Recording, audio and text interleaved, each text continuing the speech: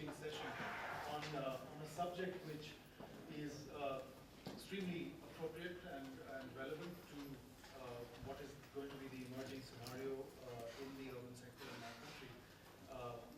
The increasing intelligence that we will have to develop in our society and in our professional bodies and as professionals to actually think spatially, to be able to correlate a certain kind of spatial science with other sciences like social sciences and many of the processes that actually build cities and make cities. So I know nothing whatsoever about what Mr. Phil Williams is going to, as such, going to speak about, but it's a topic that excites us greatly, and we are extremely honored to have Mr. Phil Williams with us. The 21st century needs to be an age of planning underpinned by spatial thinking amongst policymakers, decision makers, built environment professionals, and the public. So, a key question is why we need spatial thinking. I'll run through a series of pictures. Drought, climate change. I've just looked for an example. 2014 was the hottest year on record. This is a vineyard in California, which was strategically located at a point in time in the past with what was then a water supply which was readily available. You can see where it sits at the moment. Over the past 3 years, the state of California has been experiencing its worst drought for at least 100 years. And in January 2014, the governor of California, Jerry Brown, declared a state of emergency due to water shortages.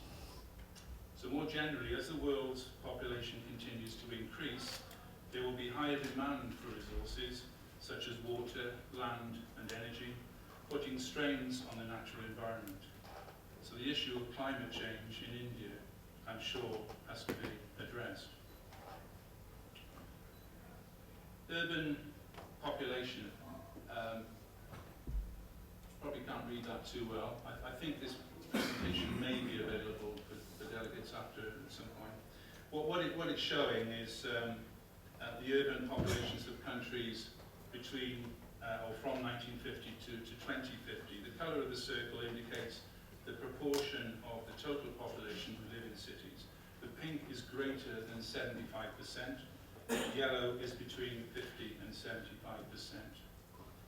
So globally, the urban population is growing by around 70 million a year, or 200,000 more people living in urban areas every day. By 2050, the equivalent of the world's current population, total population, will live in cities.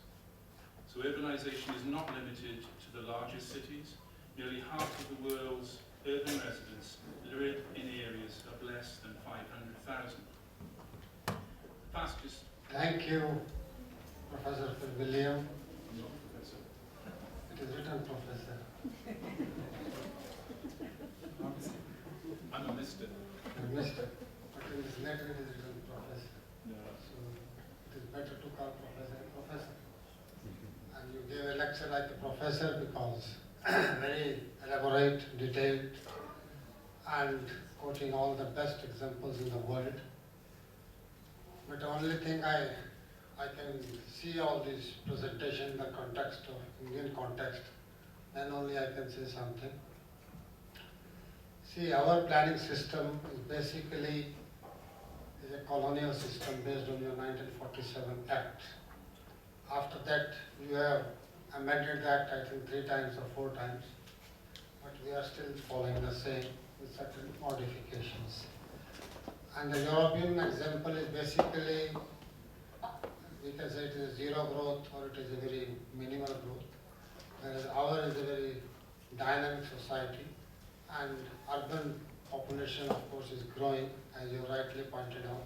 This 21st century is an urban century, and our developing nations, Asia, India, and all those countries will have the maximum urban population, as you rightly pointed out.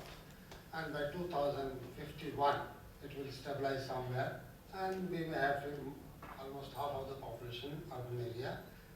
In that context, our situation is a little bit different. But only first thing you said local authority. The point is, local authority in your European system is almost established at various levels.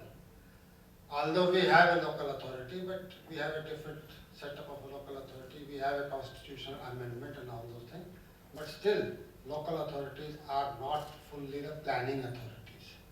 They are still maintaining the system in the town, whether it is a sanitary or it is a hygiene or it is a roads or it is whatever it is. But the planning functions are yet to be devolved to the urban local bodies.